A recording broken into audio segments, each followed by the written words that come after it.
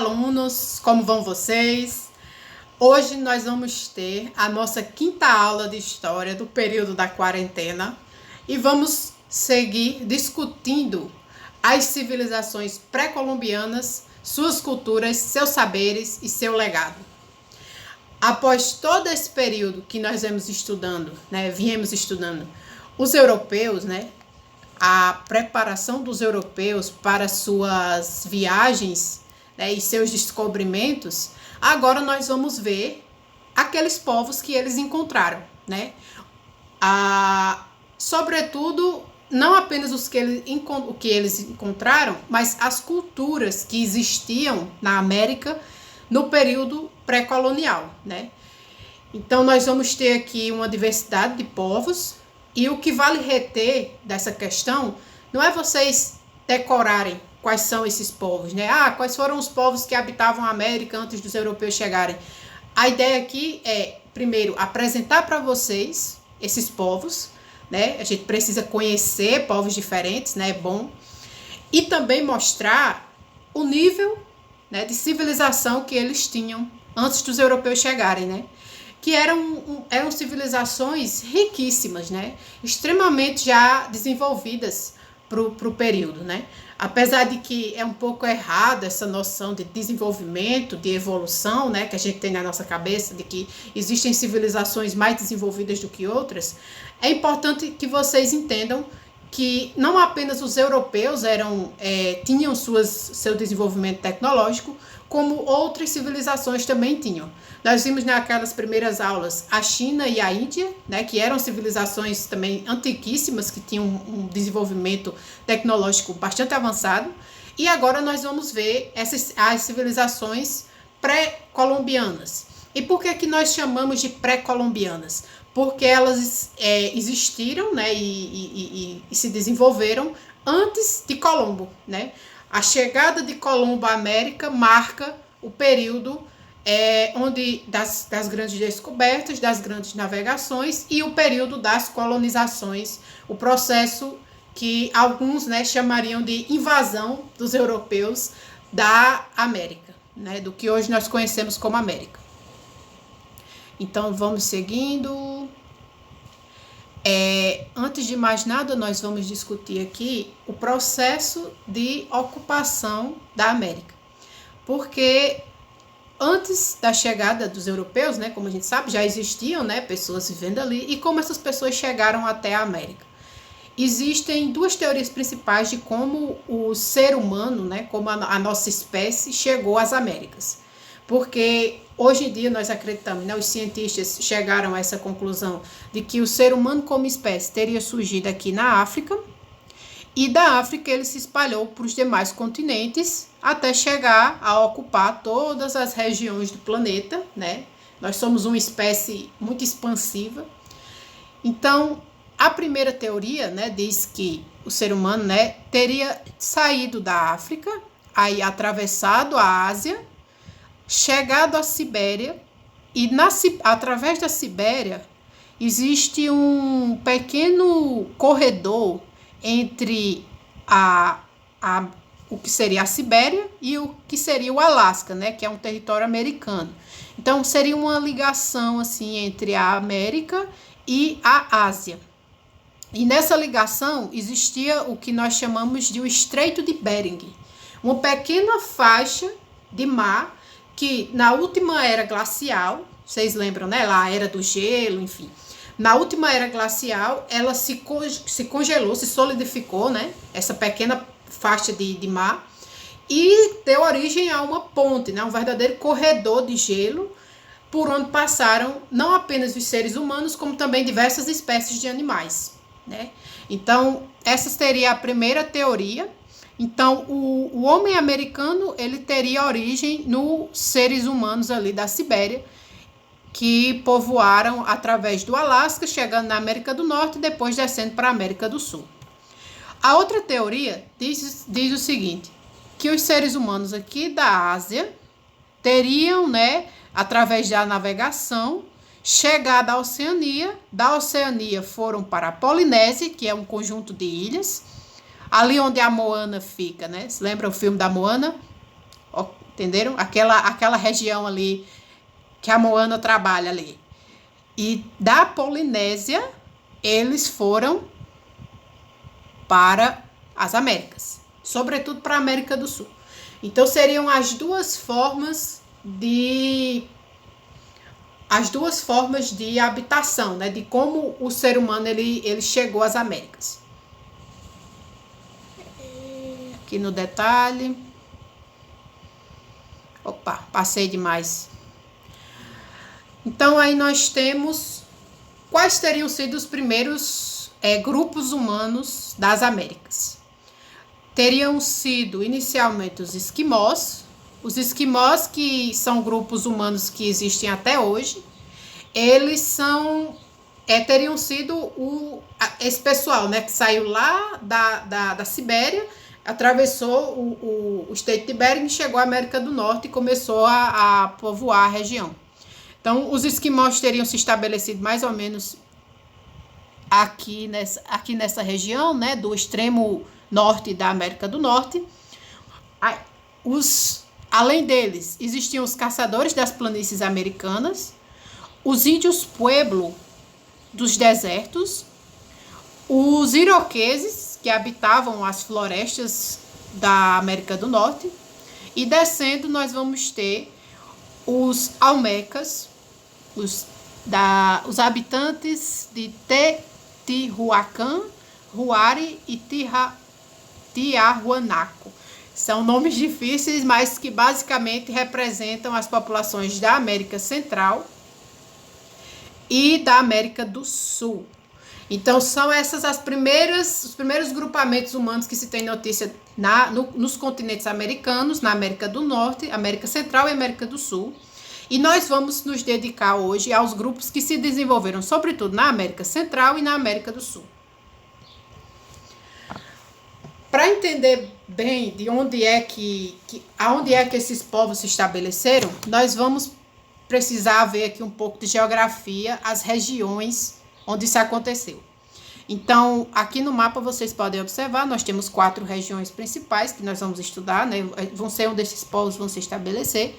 A região da Mesoamérica, que hoje em dia está parte do México, da Guatemala, El Salvador, Belize, Honduras, né, esses pequenos países da América Central. A região andina, que corresponde a toda essa faixa de terra, né, que é bem marcada pela Cordilheira dos Andes, como o nome já diz, né? E a região amazônica, que fica aqui na fronteira entre o Brasil com a Bolívia. E a região, né, por fim, a região do Alto Xingu, que pega grande parte do território amazônico brasileiro, um pouco aqui dos países da Venezuela, da Colômbia, do Chile e um pouco da Bolívia também.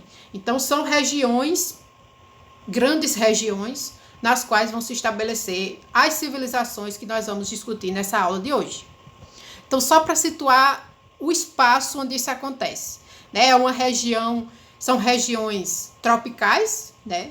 Então, vão ser civilizações, ao contrário um pouco da região andina, né? Que é uma região um pouco mais de altitude mais elevada. Então, vai ser uma mistura de regiões tropicais ali, banhadas pelo oceano, regiões de floresta densa, onde vão se estabelecer esses primeiros povos, esses povos que nós vamos estudar hoje.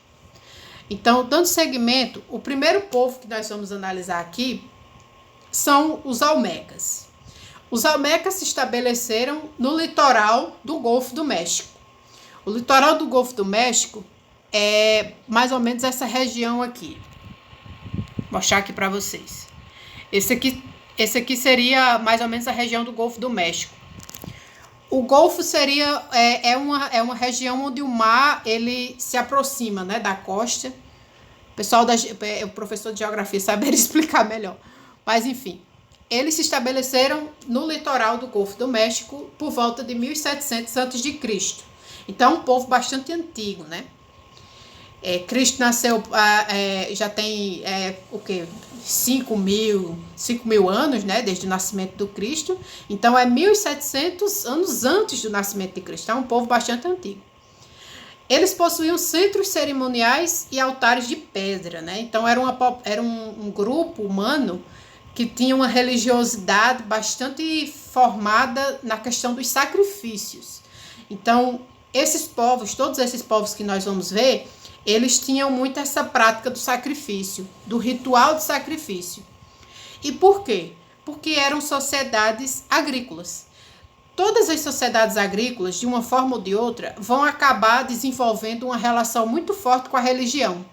Porque essa é uma época muito antiga, então ainda não existia uma ciência que explicasse, por exemplo, por que chovia, né? O que é que tinha que acontecer para que chovesse. Então era tudo muito baseado na ideia da crença, né? De acreditar que existiam seres celestiais que controlavam o clima. Então todos esses povos, eu já vou deixar bem claro isso aqui, vão ter essa característica de uma religiosidade bastante forte, bastante presente. Até por isso, alguns na hierarquia daquelas sociedades, os dois postos mais elevados, né, os dois cargos mais importantes, eram o do líder, do chefe, e o do sacerdote. Chefe e sacerdote estavam ali como as principais figuras daquela sociedade, né? O chefe geralmente representava o poder militar, né? Era aquele guerreiro, geralmente era um guerreiro mais poderoso, que acabava se tornando chefe. E o sacerdote era essa figura que tinha essa relação direta com os deuses. A gente vai discutir isso durante toda a aula, né? A gente vai eu vou mostrar em cada povo, vocês vão observar essa questão, né? A importância dos sacerdotes. Possuíam um grande conhecimento de astronomia. Então, ao mesmo tempo que eles não tinham um conhecimento suficiente da natureza para entender como é que chovia, né? Por exemplo, que nem nós temos hoje o conhecimento científico de como é que a chuva ocorre, eles tinham um conhecimento de astronomia, porque eles percebiam a construção de ciclos na natureza. Então, a chegada do inverno, a chegada da primavera, o período das chuvas, o período das secas. Então, eles começaram a relacionar esses períodos com as estações do ano que eram determinadas pelos astros, né? Pela passagem do Sol, a passagem da Lua, e eles foram observando isso e construindo um conhecimento astronômico, né? Para tentar mais ou menos entender e antecipar os períodos do ano, né? Os melhores períodos para a colheita, os melhores períodos para o plantio. E aí vem essa questão, né? De uma agricultura desenvolvida. E eu, quando digo isso, o que é que eu quero falar, né? Eles não eram caçadores-coletores. Ou seja, eles tinham um processo para o plantio, processo organizado. E isso diferencia muitos desses povos dos povos que nós vamos estudar depois, como eram os nossos indígenas, os indígenas brasileiros. Grande parte desses indígenas eram caçadores-coletores, né? Então, isso é uma característica desses povos que nós vamos ver a partir de agora, né? Eles possuíam uma agricultura super desenvolvida. Plantavam diversos tipos de coisas, diversos tipos de hortaliças, enfim. Possuíam um sistema de escrita, um sistema de escrita que não foi decifrado até hoje, né? Era bastante complexo. Uma arte em pedra, também bastante desenvolvida. Aqui no slide, vocês podem observar aqui, eu vou ficar aqui entre eles, estão dois rostos de pedra, que são esculturas desse povo olmeca, né? Eles tinham esse fascínio pela cabeça, então eles gostavam sempre de esculpir apenas a cabeça, então eles não esculpiam o corpo inteiro. E essas cabeças, segundo os estudiosos, elas seriam representações, né, tanto de deuses quanto de grandes líderes, né, de grandes chefes daquele povo. Agora nós vamos ver o povo de Teotihuacan. Teotihuacan era uma cidade, né? Então ela não era uma civilização de grande proporção. Ela se estabeleceu basicamente nessa cidade, que foi consolidada a partir do ano 100 a.C., então ela é mais nova do que a anterior, né, do que a civilização anterior, e ela também se estabeleceu ali na região do México. É a primeira cidade organizada dentro desse contexto da América. E o que seria uma cidade organizada? É uma cidade planejada. Então, vocês podem observar aqui, eu vou até desligar minha câmera.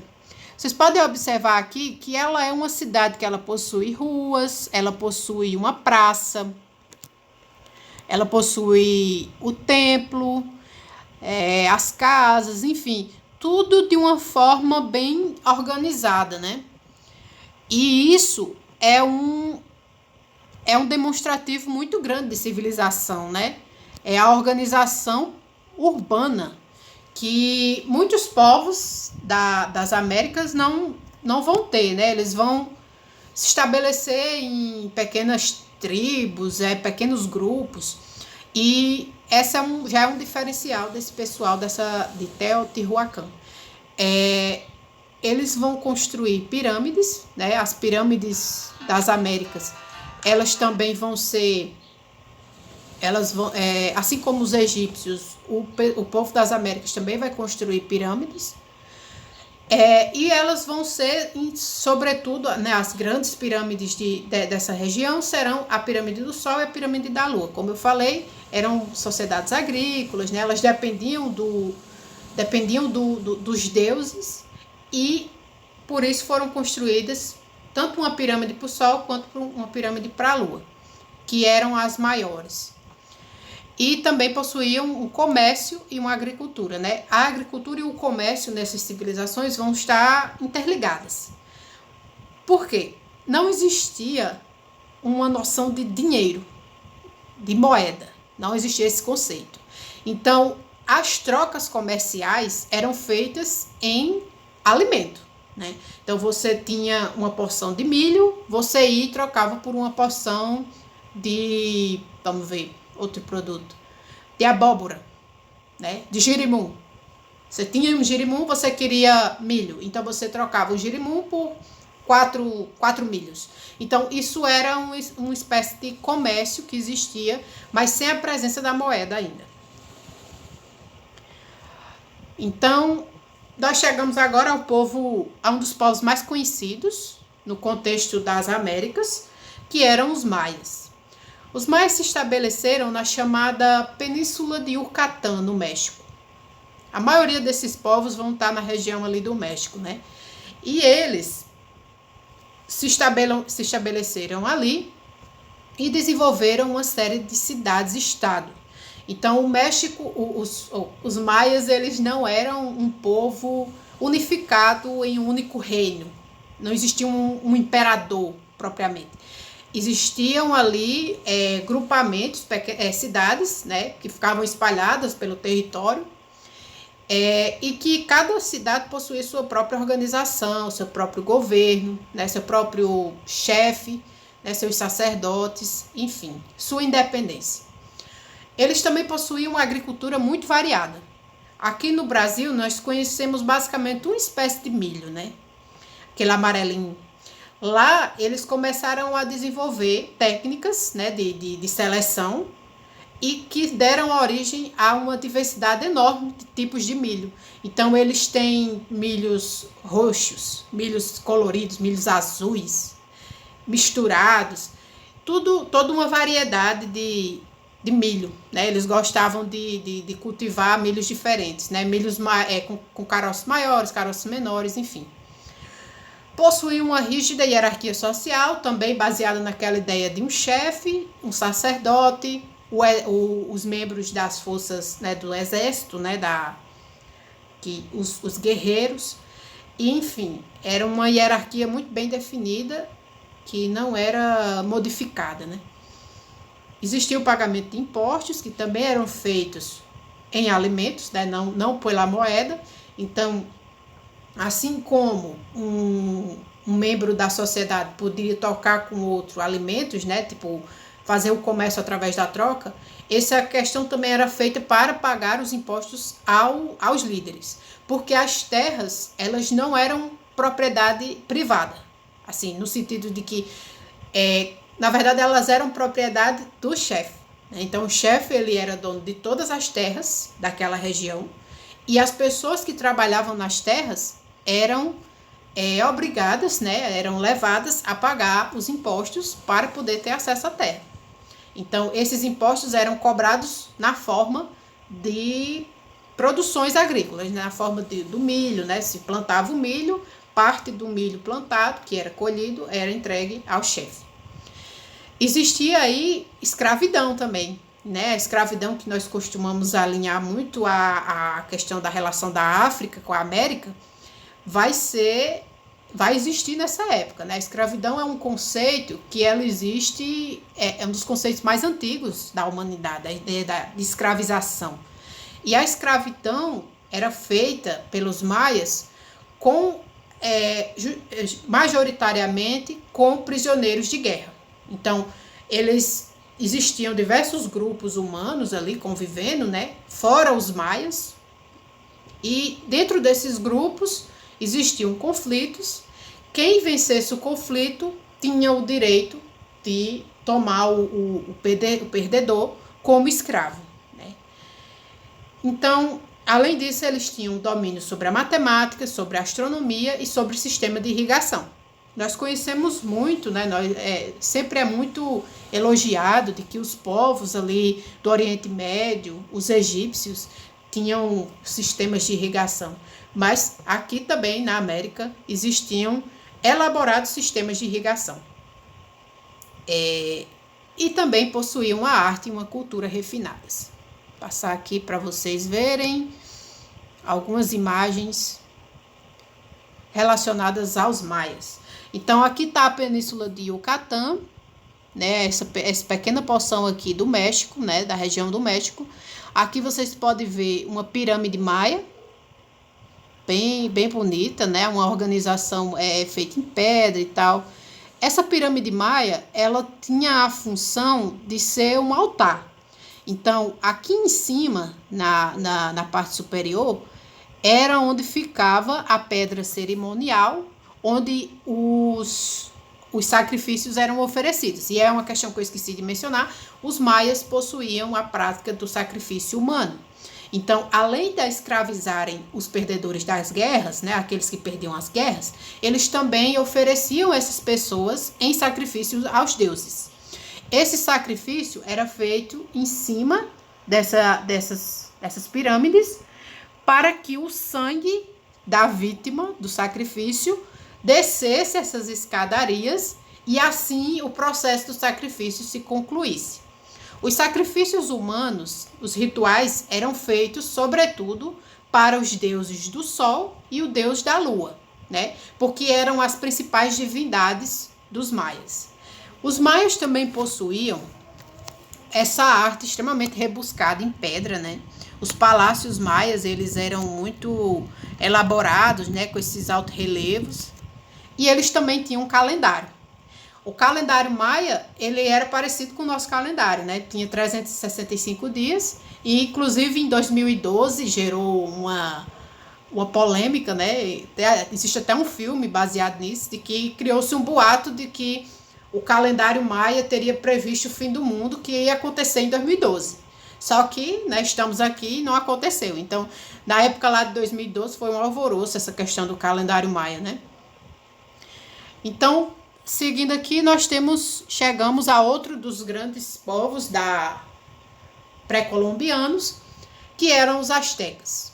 Os astecas começaram a se organizar a partir do século IX, em cidades como Tenochtitlán, que ficava dentro do lago Texcoco. Então, eles construíram uma cidade no meio de um lago, e essa era a capital do que seria conhecido como o Império Azteca, né? Ou seja, a partir de Tenochtitlán existia uma dominação dos povos ao redor, né, daquela região, que acabou gerando uma espécie de monarquia centralizada para os astecas, né? Existia um rei, existia uma capital, que era Tenochtitlán, e eles dominavam os povos ao seu redor com cobrança de impostos, né? E também com essa questão, né, de sacrifícios humanos. Também existia um sacrifício humano nessa civilização. A terra era de uso comunal também, né? Assim como nos outros povos que nós vamos ver, né? Então, o povo, ele trabalhava nas terras, mas a posse da terra era do imperador, né? Era do rei. Existiam técnicas de metalurgia e de irrigação, assim como os maias. Produziram uma espécie de escrita, né? Uma escrita pictórica, com base em imagens, que está aqui uma representação dela. A escrita pictórica, ela, dos maias, a gente pode fazer um comparativo com os hierógrafos chineses. Não vou conseguir dizer. Enfim, com a escrita dos egípcios. É parecida o sistema, né? Cada imagem, deixa eu aumentar aqui para vocês.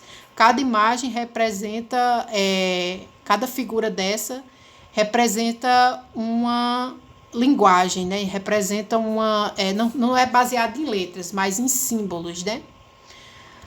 Então,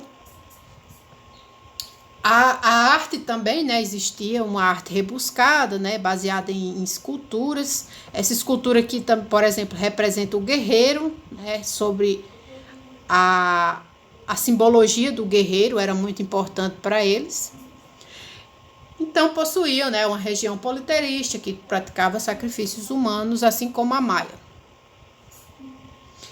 Além dessas civilizações que eu venho apontando até aqui, existem alguns outros povos da região que vale ser mencionados, né?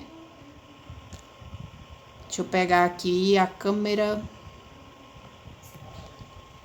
Existem alguns outros povos que valem ser mencionados aqui da região. Deixa eu colocar aqui. Os povos de Mochuca, os povos de Lima, os povos de Nazca, o Império de Tiahuanaco e o Império Huari, né? São povos que habitavam ali a região que nós conhecemos como região andina, né? Antes da ascensão do próximo povo que nós vamos falar agora, né? E esses povos, algumas questões interessantes, né? Eles já produziam em ouro, né? Essa aqui é uma pequena peça em ouro.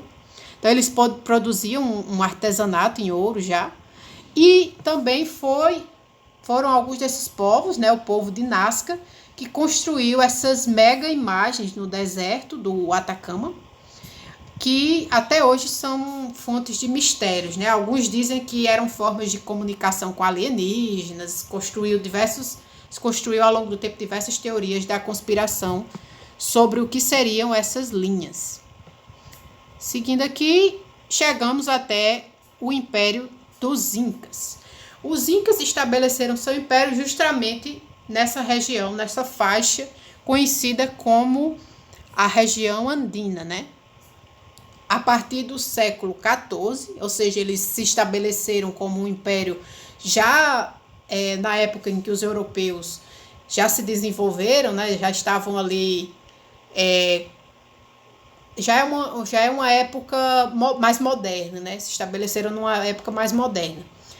E eles tinham uma espécie de diplomacia, né?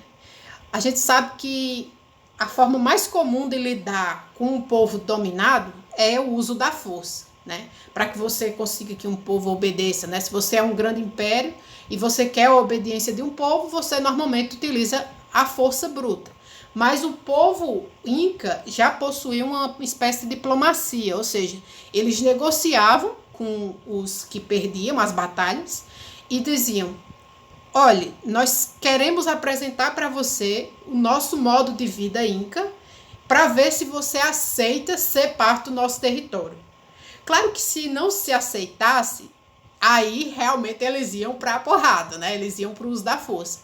Mas é interessante que eles davam essa opção para os guerreiros vencidos, deles terem uma espécie de curso intensivo do modo de vida e da organização dos incas. É interessantíssimo isso. Eles também tinham um uso comunal da terra, né? Outra coisa interessante, né, que é totalmente diferenciada dos incas, é que eles tinham uma preocupação em sustentar os anciãos e os inválidos, né? Então, a população como um todo, a comunidade, ela trabalhava para o sustento dessas pessoas. É outro diferencial. Eles tinham também, né, a construção de estradas e de pontes, que a gente vai ver mais à frente, a cobrança de impostos, uma matemática e uma astronomia bem desenvolvida, e o uso e o valor do ouro e da prata e de pedras preciosas, né, também. Então, o povo inca entre esses povos que nós vimos até agora, um dos povos assim mais ricos e diversificados, né, diferenciados que nós vamos ver aqui. Eles tinham um sistema a matemática, né, extremamente desenvolvida, que eles usavam esse instrumento aqui. Era uma corda com outras cordas, né, amarradas, e cada nó que se dava na corda era um número, né, era um valor. Isso era muito usado na construção civil, nas tecnologias dos incas, né? Aqui nós temos uma figura, né, uma representação do chefe inca. Vocês podem observar aqui que o chefe inca, ele está, né, ele é aqui representado cheio de ouro, né? Então, os incas, eles são um dos povos que mais vai ter em sua sociedade, né, vai ser inserido em sua sociedade o ouro e a prata. E é isso que os espanhóis, ao chegarem, né, que eles vão ser conquistados pelos espanhóis, vão realmente arregalar os olhos. Porém, para os incas, o ouro e a prata não eram valorizados por serem metais preciosos. Eles eram valorizados por uma simbologia com a religiosidade. Então, o ouro, ele representava... Deixa eu ligar minha câmera. O ouro, ele representava as lágrimas do sol e a prata representava as lágrimas da lua. Então é interessante perceber essa questão, né? Eles gostavam do ouro não pelo fato do ouro valer alguma coisa. Eles não entendiam essa ideia do valor do ouro e da prata. Era uma questão puramente religiosa. Mas que os europeus não vão, né, nem levar em consideração quando vão chegar aqui. Então, eu quero só apresentar para vocês aqui, para a gente finalizar, essa ponte, né? Essa ponte está lá, localizada lá na região do Chile, e ela é feita inteiramente de corda, né? É uma ponte de corda que data dos séculos 14, 15. E estava de pé até os dias de hoje. Então, além de ser uma construção muito bem feita, é uma construção muito duradoura, né? Para vocês prestarem que construída com técnicas incas antigas e que está preservada até hoje. Os incas também construíram Machu Picchu, né? Que é um ponto turístico até hoje lá no Chile e é uma cidade totalmente encravada na montanha, né? É belíssima, inclusive. Essa foto aqui não está numa qualidade muito boa, mas se vocês quiserem depois pesquisar. E por fim nós temos os povos da Bacia Amazônica e do Xingu. Sobre esses povos nós não temos muitas informações, porque são descobertas recentes, né? Mas basicamente são povos que possuíam a prática de desenhar na terra, né? Então eles faziam esses desenhos que até hoje em dia não se sabem qual seria o objetivo, né? Se eram estradas, se eram questões ritualísticas. Existe, assim como lá nas linhas de Nazca, né, que eram aqueles desenhos feitos no deserto, existem também pessoas que teorizam que também fossem comunicações com alienígenas, mas os cientistas, até hoje, eles, né, existem teorias de que fossem algumas estradas, que eram percorridas, ou então construções também cerimoniais. Então, é isso, pessoal, a nossa aula de hoje. Na próxima aula, nós vamos discutir já a invasão dos europeus, né? Nós vamos discutir o processo de colonização, vamos começar a discutir o processo de colonização das Américas, né? Então, valeu e até a próxima semana.